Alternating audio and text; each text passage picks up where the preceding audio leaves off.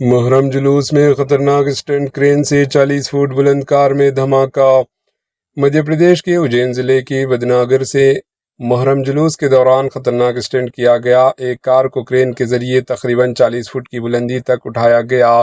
Crane के अंदर आतिशबाजी चलाई गई, जिसके दबाव से शीशे टूट गए। रियासत मध्य प्रदेश के उज्जैन डिस्ट्रिक्ट के बदनागर में मुहर्रम जुलूस के दौरान एक खतरनाक स्टंट ने सनसनी फैला दी।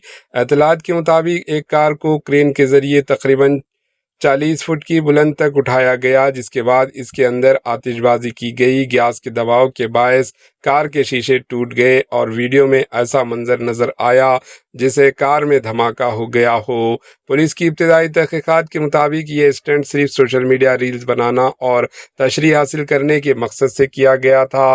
खुशकिस्मती से इस वाक़े में किसी जानी नुकसान की इत्तला नहीं है। पुलिस ने वाक़े का नोटिस लेते हुए मज़ीद तहकीकात शुरू कर दी। Bureau report AHN news.